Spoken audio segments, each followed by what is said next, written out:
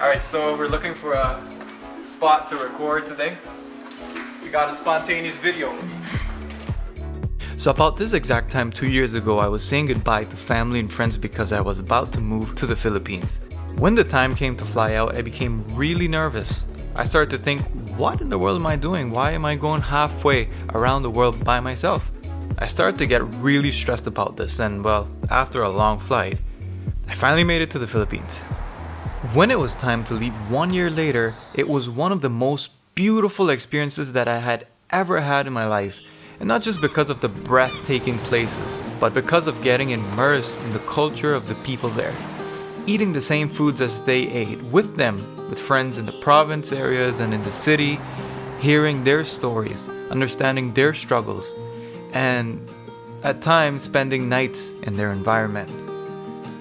It was such an incredible experience, and if I would have listened to my fears while packing my bags before going, I would have missed out on the opportunity of a lifetime. But then, the opportunity came to try something completely different from the lifestyle I had gotten used to in Southeast Asia. And this was to say yes to a Middle Eastern lifestyle. Now, how I got here is another story in itself that I'll have to share later. But I thought that it would be easier to say yes again to something completely new and different. But it wasn't. It was actually harder. But at least I learned from the previous trip that if I said no, then maybe I'd be missing out on a huge opportunity.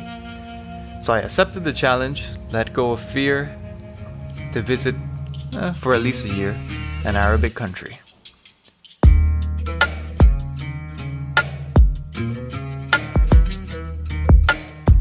So now, I'm in a beautiful country in northern Africa called Tunisia. And this is what it looks like for me so far.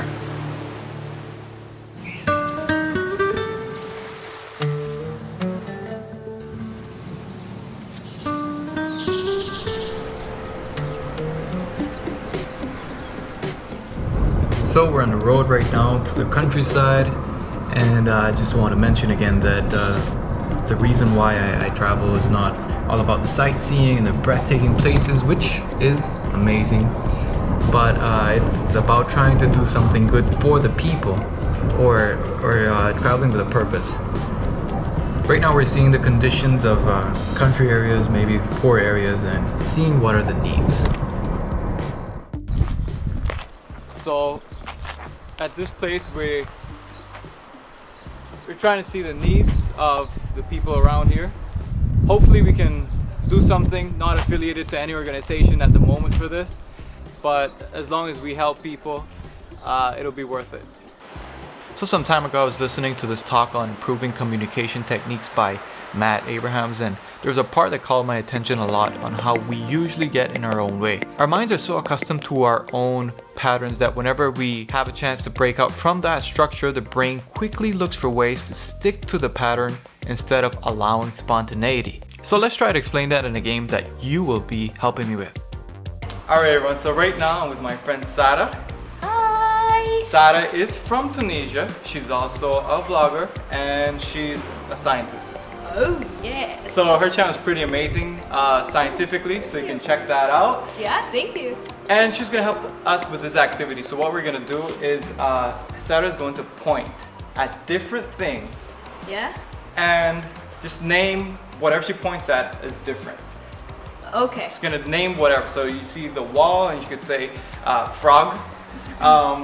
So there's no way to get this wrong. You just point at whatever. And just say another word. And just say another word. So we're Okay. gonna test the spontaneity at this moment, alright? Okay, so let's say sky, earth, Venus. What else? Cat, dog. What else? Cable. Good. Yeah. Good. Okay, that was just It was same actually thing. So, alright, here's the thing.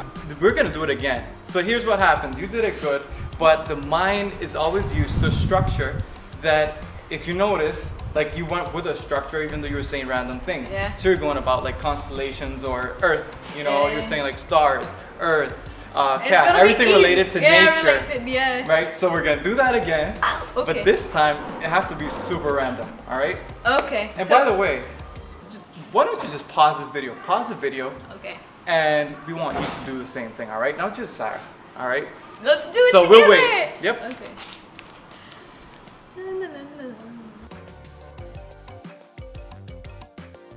Start over? Mm-hmm. Ah! Okay, so TV, camera, backpack,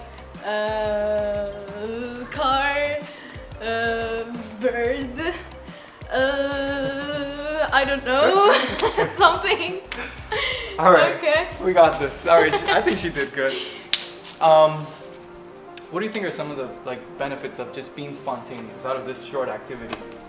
Well, it gives you I think it gives you the possibilities to be different, just be in a total different random situation that it's a bit like, I get a bit anxious, like that cool anxiety that you get. I think it's called optimal anxiety or something. Yep.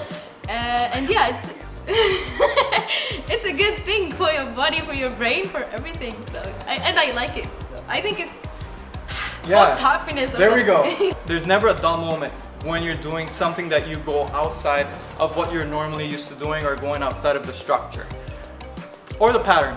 Alright, so this game helps us to train our brain to go outside, to get outside of our own way. So I have 2 months here, and during the rest of the months that I have here, you'll be joining me on this journey. You'll be seeing what's happening. You'll be seeing the fruits of spontaneity. And I don't want to do it by myself. I want you to do it also. And not necessarily by watching the video, it's by you doing